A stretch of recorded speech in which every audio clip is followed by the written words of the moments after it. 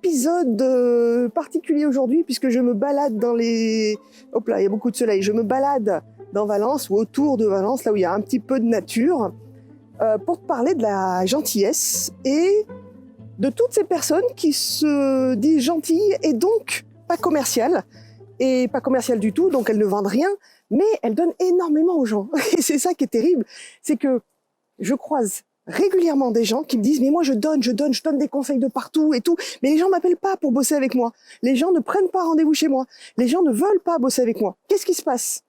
Et ben aujourd'hui, on va parler de tout ça. Pourquoi les gens... alors, il y a 2-3 erreurs de compréhension déjà, et surtout, changer ton mindset. Tu n'es pas commercial. Effectivement, tu ne vends pas des tapis. Tu vends ton expertise, tu vends toi-même. Et c'est ça qui est le plus fort, en fait. Hop, je change de bras.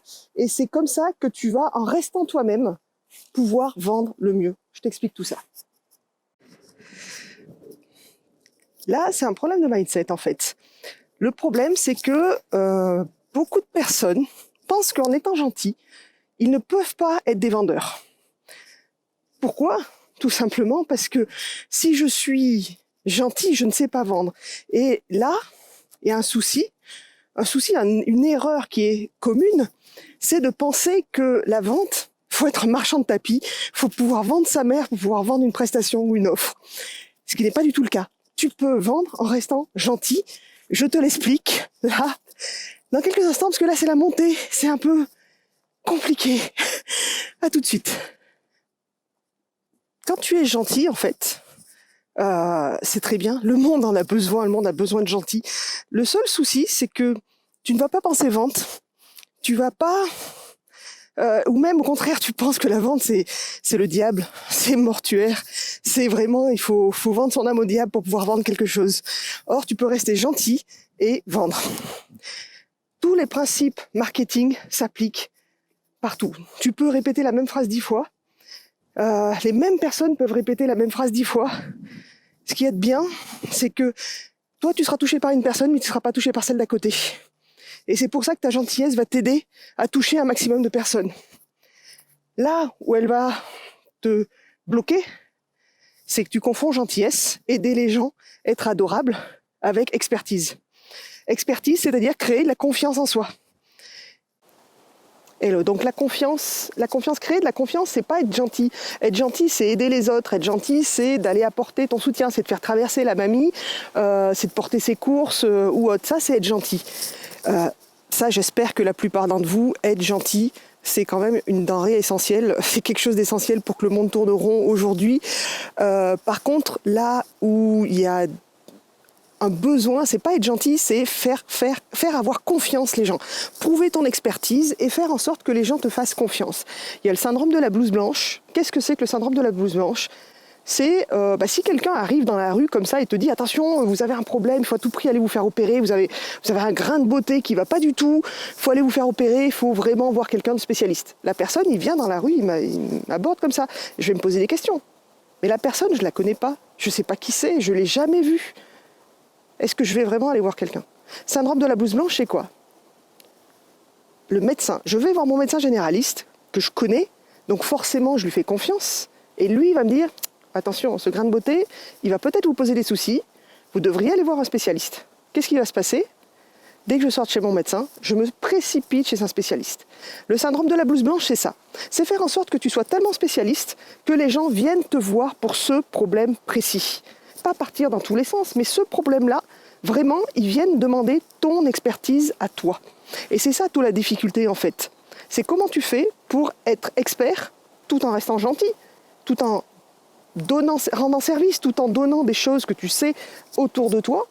Comment tu fais pour être expert et reconnu comme expert ? Donc, pour être expert, en fait, c'est la première erreur des gentils, en fait, c'est de croire que en étant gentil, les gens vont reconnaître leur expertise et donc vont leur faire confiance et acheter leurs produits. Deuxième grosse erreur des gens qui sont gentils, et là on va arriver dans la période de Noël, donc on tombe en plein dedans, c'est que si quelqu'un a envie de te faire un cadeau, a envie de te donner son expertise, a envie de te proposer des choses, il le fait de lui-même. C'est-à-dire que tu n'attends rien en retour. Et beaucoup de gens gentils attendent que, comme ils sont gentils avec les autres, Derrière, je devrais avoir un retour. Derrière, je devrais avoir une commande, je devrais avoir une prise de rendez-vous. Derrière, il devrait se passer quelque chose qui fait que la personne m'est redevable en quelque sorte. Je lui donne quelque chose, donc il va me donner quelque chose en échange. C'est pas comme les cadeaux de Noël, c'est-à-dire où on va faire des cadeaux de Noël aux personnes qui nous ont fait des cadeaux, ainsi de suite. Non, si la personne a envie de t'offrir quelque chose, c'est qu'elle te l'offre de bon cœur. C'est pas forcément le fait que elle attend quelque chose en retour. Tu sais, on dit toujours qu'il vaut mieux donner que recevoir. Mais c'est exactement la même chose. Si tu es gentil et que tu donnes, c'est que tu n'attends rien en retour. Tu n'attends pas de recevoir quelque chose. Donc ça, il faut bien te le mettre dans la tête. Tu peux être gentil, tu peux prouver ton expertise. Et là, déjà, les gens vont se dire, ah, si cette personne est experte, je vais aller le voir pour lui poser la question. Mais être gentil pour être gentil ne va pas te rapporter des clients. Tu peux être adorable, tu peux être serviable, tu peux être tout ce que tu veux, mais la différence qu'il faut bien comprendre, c'est que si tu aides les gens, il n'y a pas forcément un retour. Les gens ne vont pas forcément t'acheter quelque chose en retour. Surtout que le service, il est gratuit et toi, tu vas demander à être payé. Donc ça, les gens vont réfléchir et ça ne va pas les intéresser en fait de passer peut-être à un service payant puisque tu apportes beaucoup en gratuit. Donc, il y a une limitation dans le gratuit, mais il y a aussi le fait que faut bien comprendre que tu es gentil, tu donnes des choses, mais si à un moment tu dis pas oui, mais moi aussi j'aimerais être payé, tu seras jamais payé. Tu auras jamais cet rendez-vous. Et ça, c'est l'erreur, la deuxième erreur. Donc, la première erreur, c'est de transformer ta gentillesse en expertise. Et la deuxième erreur, c'est que même si tu es gentil, tu n'as pas forcément un retour payant derrière. OK ? Voilà, je change un peu de bras pour parler. Il y a une chose que tu peux faire qui est très simple. Sans vendre ton âme au diable, sans devenir marchand de tapis, vraiment quelque chose, 2 éléments que tu peux rajouter dans ton discours et qui vont faire en sorte, 2 éléments que tu vas rajouter dans ton discours et qui vont faire en sorte en fait, que les gens vont te faire confiance et les gens vont acheter chez toi. Parce que le but, c'est bien d'être gentil, c'est bien de faire tourner le monde avec beaucoup d'amabilité. Attention, passage soleil. Avec beaucoup d'amabilité. Le seul truc, c'est que t'as beau être gentil, ça remplit pas la marmite. Voilà, donc c'est les 2 éléments. Les 2 éléments, en fait, qui te sont indispensables pour faire une bonne vente, pour vraiment pousser les gens à la vente aussi. C'est pas les pousser, c'est les pousser à la prise de décision, en fait. Et c'est là aussi où est le problème, c'est que si ton offre est vraiment perpétuelle, le problème à un moment, c'est que les gens vont se dire, oui, ça, tu sais, tu le fais, tu ouvres plusieurs onglets, tu dis, ah oui, ça, c'est là. Ok, je le sais, je m'en rappellerai. Je vais m'en rappeler. Et donc, du coup, les gens vont ouvrir cet onglet, voir ce que tu proposes, te dire, oui, un jour, j'irai la voir. Pas tout de suite. Ils reposent et ils pensent que leurs problèmes seront finis comme ça. Rien que d'avoir vu ton nom, rien que de savoir que tu peux les aider. Sauf que le jour où ils ont vraiment besoin de toi, ils savent plus qui tu es. Parce que tu n'entretiens pas cette flamme. Donc, hop là. Première chose à mettre en place quand tu fais une offre, sans vendre du rêve, sans vendre de n'importe quoi, c'est de susciter l'intérêt. Tu sais, on a tous une petite souris curieuse au fond de nous. Tu sais, on dit tous, j'aurais bien aimé être dans cette pièce-là pour entendre ce qui se passe. Et on a tous ce petit côté curieux, en fait. Et ce petit côté curieux, tu vas l'utiliser, autant l'utiliser puisqu'il est en nous, tu vas l'utiliser pour susciter l'intérêt sur tes offres. Qu'est-ce qui se passe? Quand tu vas présenter ton offre, sans changer quoi que ce soit à ton moi profond, tu restes toi-même. Quand tu vas proposer tes offres, en fait, tu vas susciter l'intérêt dans tes phrases. Qu'est-ce que ça veut dire? Tu vas susciter la curiosité. Tu vas aiguillonner un petit peu cette curiosité et la pousser. C'est-à-dire qu'au lieu de dire comment tu vas faire les choses, au lieu de lister comment les choses vont arriver, qu'est-ce qui se passe dans ton offre? Tu vas lister le résultat que ton offre va apporter à ton client. Et ça demande ça fait cogiter les gens, en fait. Tu vas lister qu'est-ce qui se passe, qu'est-ce que ton offre amène. Dans quel état seront les gens quand ils vont avoir eu recours à ton offre? Qu'est-ce que tu vas leur amener? De la satisfaction, de la béatitude, peut-être? Et là, tu n'as pas besoin de mentir, tu n'as pas besoin de vendre la lune ou de devenir quelqu'un que tu n'es pas. Tu dis juste la vérité. Voilà, grâce à mon offre, vous allez devenir ceci, vous allez obtenir cela, vous allez réussir à faire ceci ou cela. Tu n'es pas obligé de surenchérir à chaque fois. OK? Deuxième chose super importante, c'est de mettre une limite dans le temps. Alors, il y en a qui disent de faire un gros spot là-dessus. Attention, dernière offre, dernière chose avant changement, dernière offre, machin et tout. T'es pas obligé de faire peur aux gens. Tu leur dis juste, voilà, pendant ces 2 semaines, je prends vos offres, je prends vos demandes par rapport à tel sujet. Toi, déjà, tu vas être satisfaite parce que tu vas traiter ce sujet-là que sur 2 semaines ou sur 3 semaines. Tu vas réduire dans le temps. Tu vas faire plusieurs offres au fur et à mesure de l'année. Ça va te permettre de dupliquer ton offre au fur et à mesure de l'année, en fait. Et, waouh. Et du coup, tu vas... je dis waouh parce que je suis très mal coiffée. Il y a beaucoup de vent. J'essaye de me tenir à l'abri du vent. C'est pas évident.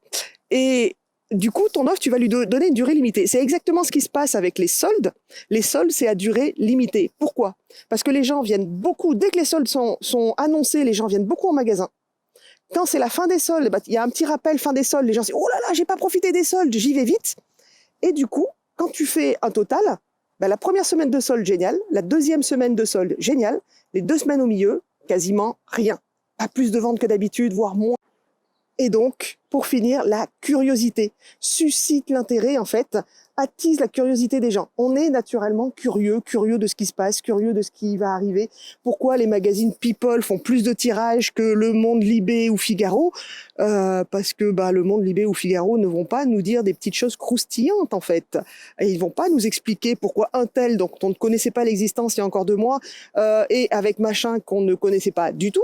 Mais c'est la petite truc croustillant qu'on aime faire. Donc le plus simple pour ça, c'est de donner le résultat et non pas le comment je vais arriver là. Quel est le résultat que les gens veulent obtenir? Ça va susciter l'intérêt. Comment tu fais pour rendre les gens, pour enlever le stress aux gens? Comment tu fais pour rendre les gens zen? Comment tu fais pour avoir un site web qui attire les gens? Comment tu fais pour avoir des images libres de droit? Tu vas pas donner le déroulé, sinon ça sert à rien qu'ils viennent te voir. Par contre, tu vas essayer de trouver un moyen de susciter l'intérêt, d'attiser la petite curiosité qu'on a tous au fond de nous. Petite conclusion de cet épisode, reste gentil. Surtout, reste gentil. On a besoin de gentil dans la vie. On a besoin de pouvoir s'exprimer facilement et vraiment être en amour avec tout le monde. Faut pas être marchand de tapis. C'est pas parce que tu vas vendre, c'est pas parce que tu vas injecter dans ton discours ces 2 ingrédients, c'est-à-dire la curiosité et le timing, que tu vas devenir un commercial, que tu vas devenir vraiment tu vas pas vendre ton âme au diable. C'est vraiment là-dessus le message aussi. C'est que tu peux vendre en étant gentil, tu peux vivre de ce que tu fais, tu peux réellement passionner les gens et leur apporter ce dont ils ont besoin. Aujourd'hui, moi, je vends de la création de sites web, je vends du logo. Je ne vais pas dire aux gens, vous allez être la personne la plus fameuse avec le logo le plus magnifique et tout le monde va se retourner sur vous. Non, ça serait mentir. Je ne peux pas mentir. Par contre, je peux dire que oui, on va créer ensemble votre site web et on va travailler son aspect marketing de manière à ce que ce soit le plus rentable possible. C'est-à-dire qu'un site web, ce soit un investissement qui te fasse gagner des clients. Comment on fait? Là, tu regardes dans dans la description, le premier lien, en fait, je t'offre une formation gratuite pour voir si le site web que tu as actuellement ou le site web que tu veux construire va être marketingment parlant. Ouais, ça aussi, c'est un gros mot, mais va être un aimant à clients. Ou au contraire, tu ne vas rien leur dire correctement de ce qu'il faut. Je connais plein de gens qui ont des sites web qui sont blindés, mais en fait, quand tu y vas, tu ne sais pas ce dont tu as besoin. Tu ne sais pas où cliquer, tu ne sais pas quoi faire. Là-dedans, dans cette formation, je t'explique les bases d'un bon site web. Tu cliques, tu t'inscris et tu reçois tout ça chez toi directement par mail. On se retrouve dans un prochain Pause Marketing et Développement. Je sais pas, dis-moi si ça t'a plu de faire ça à l'extérieur, si tu es sur YouTube. Est-ce que tu as bien entendu les petits oiseaux? Alors je sais pas, on a beaucoup de vent aujourd'hui, donc je sais pas si tu as réussi à entendre les oiseaux si tu es en podcast. À bientôt pour un nouvel épisode de Pause Marketing et Développement. Ciao.